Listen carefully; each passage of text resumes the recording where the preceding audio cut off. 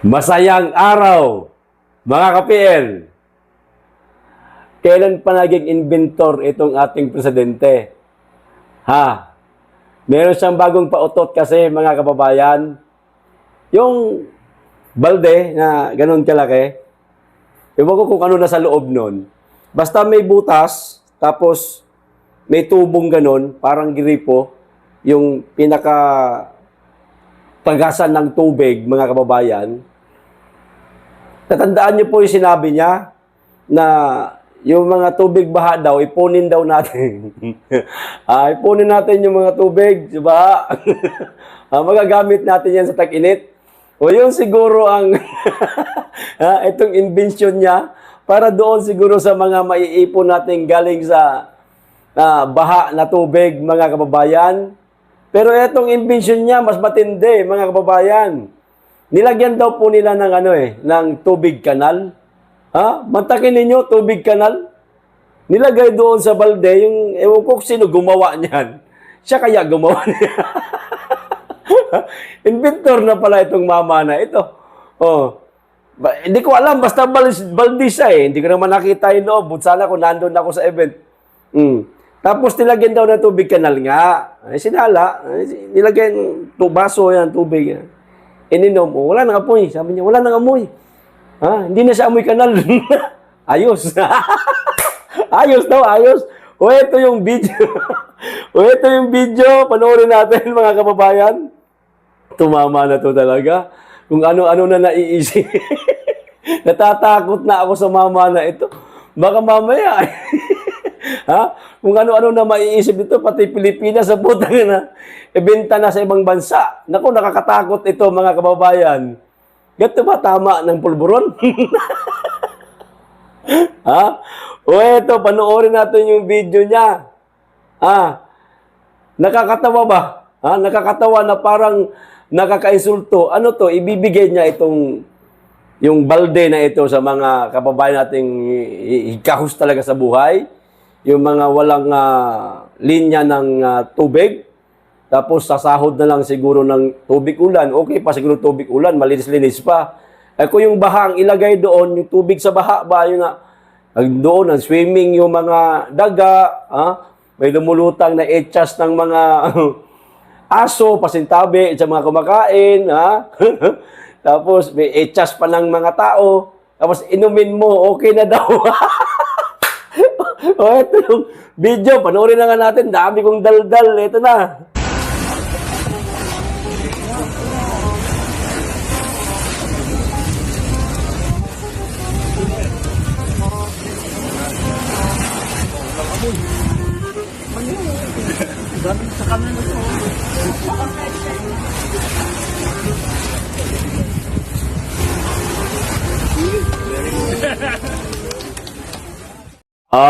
Di ba? Inamoy niya ganun. Walang amoy. Sinilip niya pa yung timba. Galing sa kanal ito. Tapos ininom niya. Ayos. Yung isang tanga naman na nakukulay pula na naka-jacket, hindi naman uminom eh. Pinanood lang si Bongbong Marcos na uminom daw ng tubig na galing daw sa kanal. Ewan ko ba kung gaano katotoo yan, mga kababayan? Totoo kaya na galing sa kanal yun? Hindi naman natin nakita. Basta kay may timba lang siya, may laman tubig, o tapos nilagyan nila yung baso ng tubig, ininom, tubig kanal. Nakita ba natin talaga na sumalok sila ng tubig sa kanal? Yung bang may video, yung bang naka-live talaga. Total, meron naman silang RTBM, meron silang PTV, o di kaya, tawagin nila yung mga bangag nilang vlogger. Salog sila ng tubig kanal. Yang mismong balde na yan ang ipangsasalok nila sa kanal. No? Kahit tubig Pasig na lang. Medyo malinis-linis pa ng kaunti yung tubig Pasig kaysa sa mga kanal talaga. Grabe na yung kanal. Meron pang mga gurame. Meron pang mga itlog ng palaka. Meron pang lutang-lutang ng mga diaper diaper at saka napkin na may dugo. Agay, ginoo ko. Sana ganun. Nakita natin, maniwala tayo dyan, mga kababayan. Kung ganun talaga. Kaso, Pagkikitaan tayo ng video ganito lang kaikli, na hindi nga natin alam kung saan galing yung tubig. Siyempre, hindi mo natin nakita yung loob ng balde. Malay mo natin kung filtered water na talaga yan, na inilagay nila. Yung malinis, di ba? Yung nabibili natin dyan sa, sa convenience store. Tapos, nilagay doon sa baso, ininom. Tapos, sinabi lang sa kanya, ano yan, bangag. Dali utuin yan eh. Di ba? Sinabi lang sa kanya, Mr. President, galing yan sa kanal ha. Galing yan sa kanal. Sinabi niya sa media, ang galing. Galing sa kanal yan. Di na amoy kanal. Tanga na lang maniniwala sa'yo, sir. Nagaling sa kanal yan. Huwag mo kaming utuin. Huwag mo kaming papaniwalain. Ha? Siguro tong mama na to, mga kababayan, kapag maging promodizer ng isang produkto, madali maibenta nito. Marami itong sales. Malamang, mga kababayan. Nakakatawa naman itong mama na ito. O, halimbawa, sige. Ipagpalagay natin na totoo itong balde na ito. Magic balde. Pagpalagay natin totoo ito na nakakasala talaga ng dumi. Mainam siya. Di ba, mga kababayan? Mabuti ito. Magagamit talaga ito. Kung panahon ng gyera siguro, oo. Kung bang wala ng supply ng mga tubig kasi tinamaan na ng mga naglalakihang bomba, sumabog na, no? Ang gera kasi, gutom tsaka uhaw yan eh. Wala pa kang tulog ang tao dahil siyempre matatakot ka matulog, baka mamaya may dumapo sa'yo na malaking bomba. O magagamit to sa panahon ng gera na. Bakit? Magkakagera na ba tayo para ibigay mo ito? Ewan ko kung ibibigay niya o ibibenta niya sa tao. Ipagpalagay natin ibigay. Magkakagera na ba para mamigay ka ng ganiring klaseng balde? At sa kanal na lang kukuha ng tubig ang mga tao para makainom? Di naman siguro ganon, Mr. President. Huwag niyo pong gawing masyadong alila.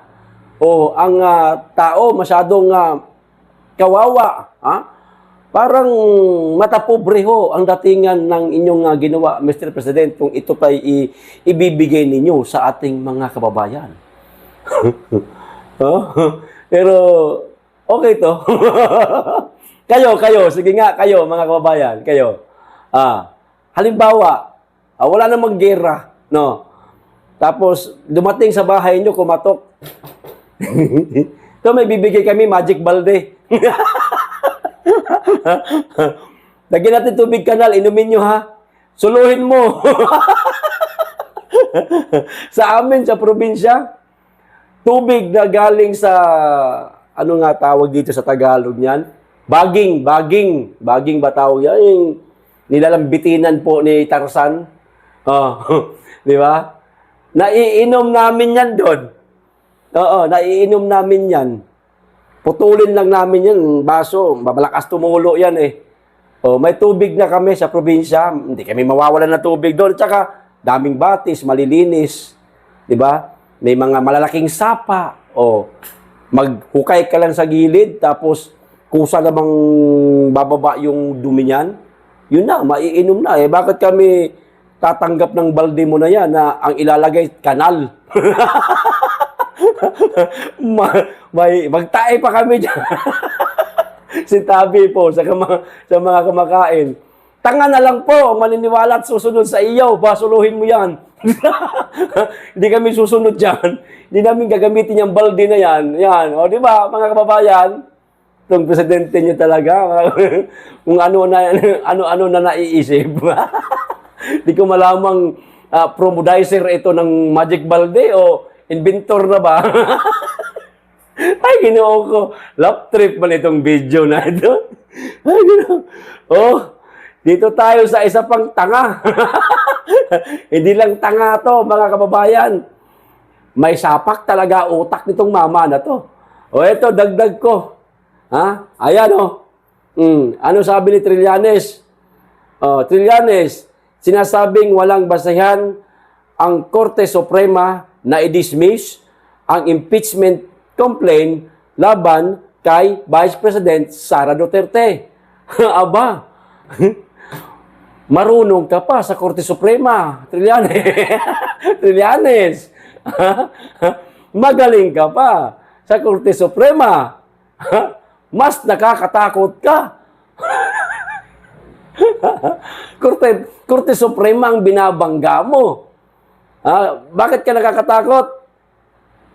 Malala na tama ng utak mo. Korte Suprema, mga kababayan ko, kontrahin niya. Alang-alang sa kagustuhan nila na mapa-impeach talaga si BP Inday Sara, wala tayong magagawa. I-dismiss na nga daw ng Korte Suprema. Paano na yan? Nakalagay kasi dito, mga kababayan, yung Korte Suprema, na i-dismiss ang impeachment complaint laban kay BP Sara. Paano yan? Iyakan na. Wala nang impeachment.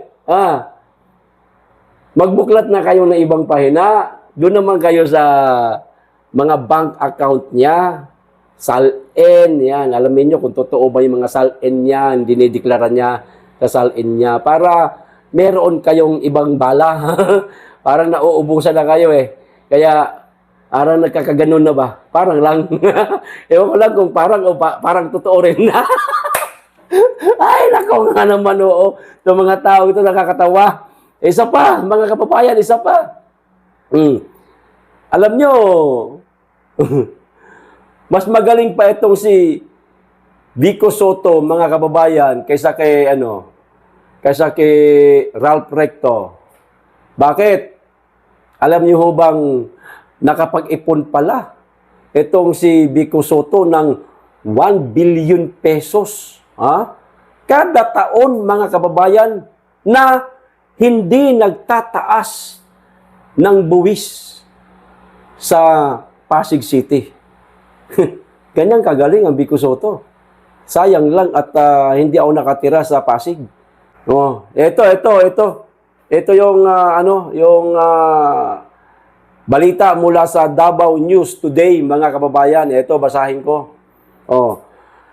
Pasig Mayor Vico Soto, saves 1 billion every year without rising taxes, mga kababayan. While Finance Secretary Ralph Recto is proposing to increase capital gains, donors, and state taxes from 6% to 10% to collect 300 billion by 2030. Walang-wala itong si Recto. Sa talino't galing diskarte nitong bagitong alkalde na si Vico Soto. Ito pa, Pasig shows that when public funds are managed properly, tax hikes are unnecessary. Through transparency and firm governance, Mayor Vico delivers real savings without adding burden to the people. Diba, mga kababayan? Nakapag-save siya. Nakapag-ipon siya, mga kababayan, ng hindi siya nakakalikha ng pabigat o sa kanyang mga nasasakupan. Kasi nga, hindi po nagtaas ng taxes. Sa Pasig, itong si Vico Soto. Ito pa. Taxation should be the last resort, not the first solution. Fix the system first. Serve the people first. Agoy, Ginoo ko, yan ang wala ngayon sa administrasyon ito.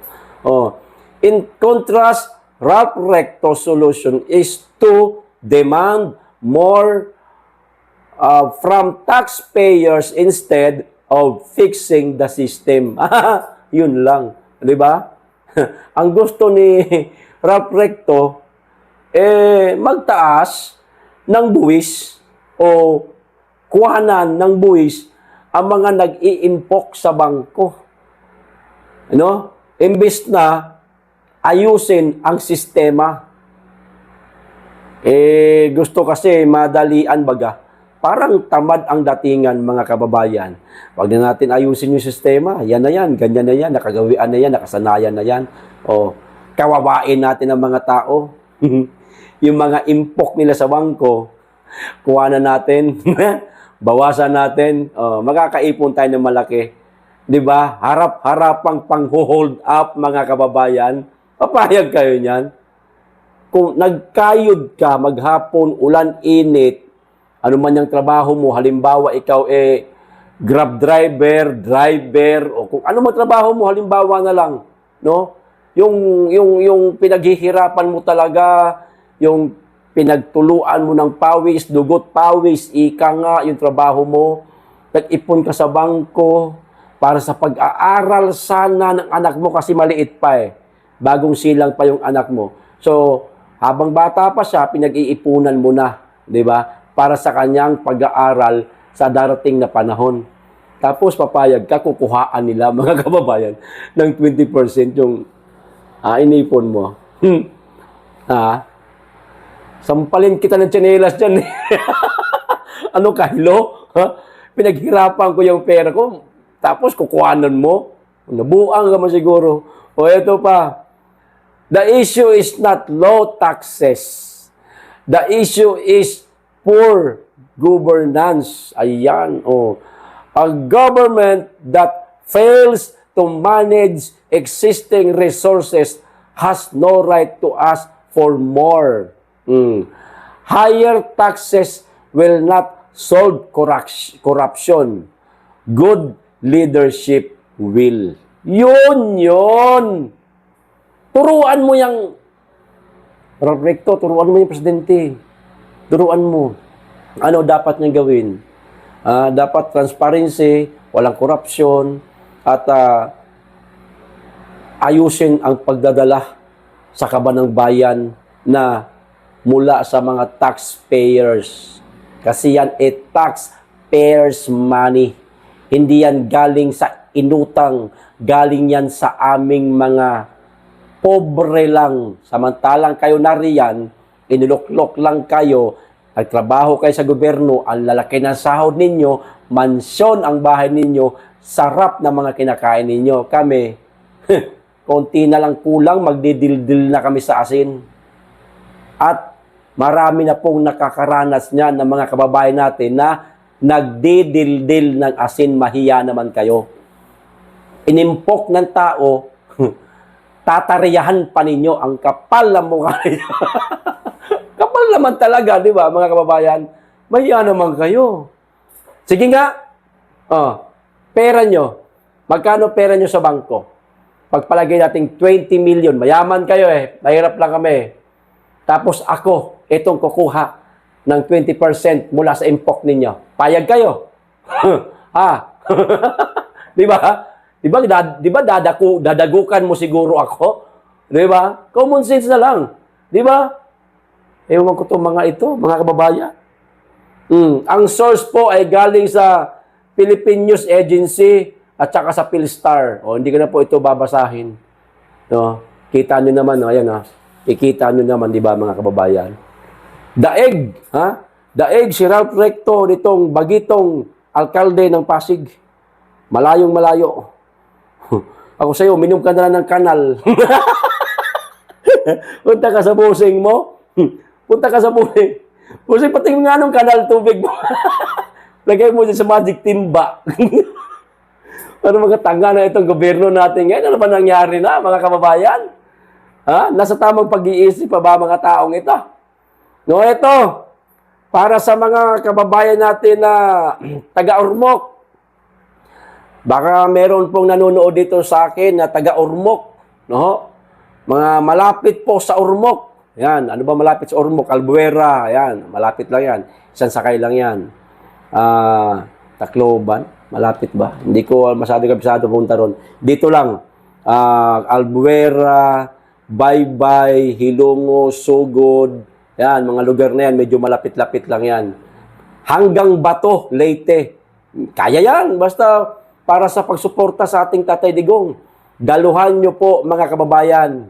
Ayan, prayer rally ho yan. Kasabay po yan nitong pupuntahan po natin sa Liwasang Bonifacio. Bukas. Bukas na po Kita-kita tayo ng alas 3 ng hapon, Liwasang Bonifacio. Ano ho? Bukas din po yan sa mga taga Leyte, mula Ormoc, Albuera, Baybay, Ilonggo, Sugod. Hindi ko na alam kung ano pagkakasunod dyan. Tagal na ako din nakapunta dyan. Bato, Matalom, yan. No? Puntahan po natin ito, daluhan po natin ito, mga kababayan. At napakabait po ng convener dyan. Pinsan ko po. Pinsan ko. Hindi ko na lamang po babanggitin yung pangalan niya. Basta pinsan ko. Pag nakakita ho kayo, ang katawan ay parang si Dick Israel. Yun na ho yun. Pinsan ko ho yan, mga kababayan. Ano? Come and show your support. Prayer rally. Liliit naman ang letra nito, Gaw.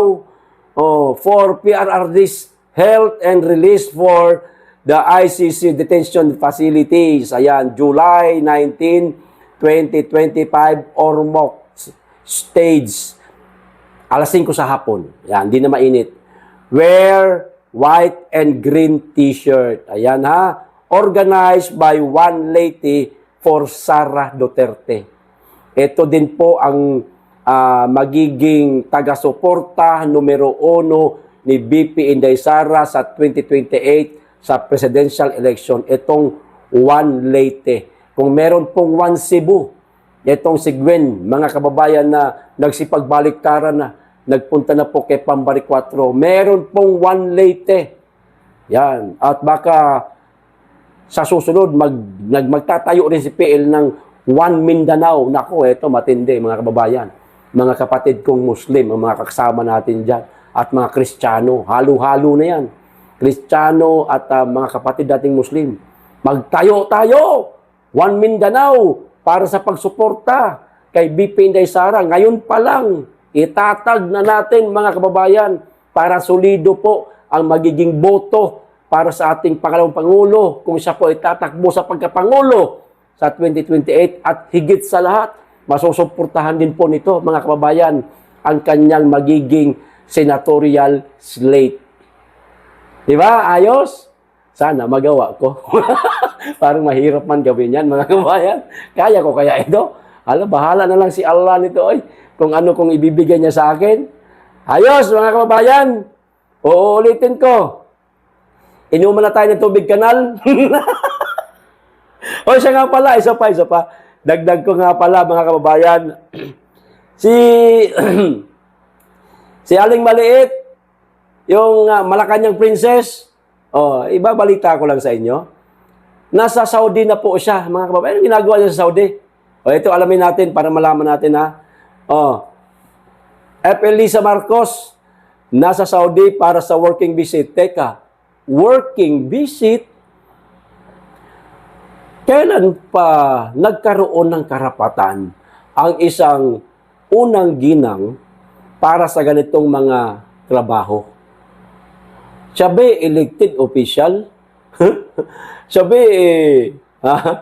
na ba presidente para gawin niya ito? Bakit siya gumawa nito? May karapatan gumawa nito ang Pangulo Bakit siya? Pumapel na naman siguro, bumiyahe si First Lady Lisa Marcos patungo sa Saudi Arabia nitong Webes, July 17 para sa isang working visit hanggang July 20. Magkikipagkita siya sa mga overseas Filipino workers ayon kay Palace Press Officer Jose Claire Castro. Mga kababayan kong OFW na nariyan sa Saudi, kung saan po ang venue nito, kayo lang mga DDS, kayo lang mga DDS ang hinihiling ko. Yan, kayo lang. Kahit isa lang o dalawa. Pwede po ba yung mismong oras ng pagsisimula ng kanilang event dito, pwede ho bang meron pong makapag-send sa akin ng video kung gaano po karami ang dadalo na nariyan po si Malacanang Princess? Kahit mga 3 minutes video lang po, mga kababayan. Pakisend lang po sa KPL. Wala na po yung page kong Pambansang Loyal. Hindi ko na po ma-open. Ewan ko bakit ganun. O, bibisita ang unang ginang sa OFW and OWA, Serbisyo Karaban at Shelters para sa distressed Filipino women workers at mga bata. Ito raw ang rason kung bakit hindi makakasama ang First Lady sa biyahe ni Pres Marcos sa US mula 20 hanggang 22. Babalik ang unang ginang sa bansa sa 21. Baka naman para-paraan lang to. Para, naman tayo sa isip natin na mapaglaro. Punta ng Saudi. Siyempre, isang araw lang yan. Overnight tulog, tapos diretso na po ng Jamaica. Hindi kaya ganon. Para harapin di umano yung mga subpina sa kanya. Ha? May mga usap-usapan lang kasi sa social media. Hindi rin naman ako sigurado dyan, mga kababayan. May usap-usapan lang sa social media. Yan lang, Saudi, tapos punta naman ng tawag nito ng Amerika. Aray, di alata ba kayo naman? Oy, grabe, dali, man lang gumawa ng drama. Di ba, mga kababayan? Ano ho sa palagay ninyo? Kayo na pong humusga, mga kababayan. No? Hanggang dito lang. Maraming salamat. Mag-iingat kayo lagi. At higit sa lahat, mahalin natin ang Pilipinas.